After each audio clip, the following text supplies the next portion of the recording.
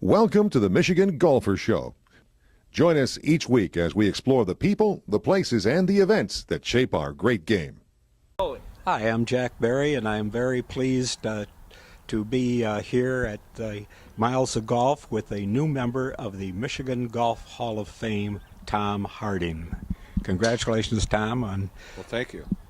Yeah, it's quite an honor.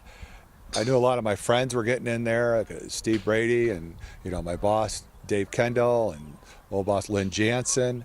So, yeah, I've heard a lot about the Golf Hall of Fame, and I didn't know if I'd ever get in there one day. And I don't know, I think Dave brought it up about 3 or 4 months ago. He's like, hey, how about you going in the Golf Hall of Fame? And I go, that'd be great. So he told me to get a resume together, and it worked. We got in there. Yeah, you had all of the right qualifications without doubt. So let's talk a little about some of those qualifications of how you're a player, you're a teacher, and how you put them all together. Yeah, I mean, obviously I played for 10 years, and I had some pretty good success doing that, but on the Canadian Tour for a few years. Like I said, I won the Canadian PGA. That was a huge victory for me. I was only 27 when I did that. And, that I had the likes. I was good friends with Steve Stricker and Brant Jobe and Chris DeMarco and Todd Hamilton, and those guys obviously have gone on to be pretty successful. I was trying to be with them. I hung in there as long as I could.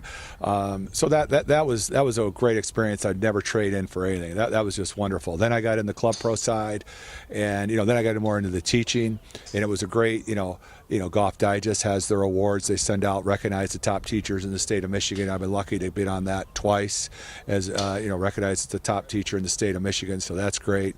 And then my playing ability, I've been lucky that I've been awarded Golf Michigan Player of the Year twice. So that's always a plus. And it's just been a pleasure to, I do mainly teaching now. I still like to play. I had a good last year. I qualified for the U.S. Senior Open in Boston last year. That was wonderful. I qualified for the National Club Pro Championship. So I still get to play golf, but yet I get to teach, and I love doing that. It's love, seeing people get better. I have 3 daughters who now, this fall, all 3 of them will be on Michigan State golf team.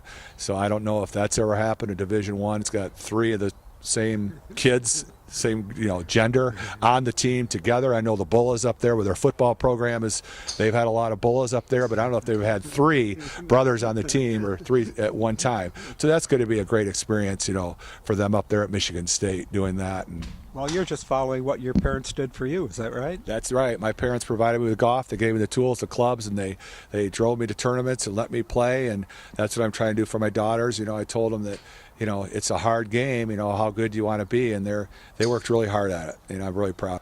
Well, Tom, you're pretty much self-taught, isn't it? Is that right? I was self-taught till probably the age of 20, and then I seeked out professional PGA instructors. I've been to who do you go to then, and what do they tell you? Well, I've been to a lot of great teachers. I've been to David Ledbetter. Rick Smith was one of them. So yeah, I've been lucky to be with some great guys, and over the years, my problem is my driver. At times it gets off the map. So a lot of times in the old days, I would hit that 1 iron off the ground. I'd just throw it down and just rip it out there about 230, and I would just keep it in play.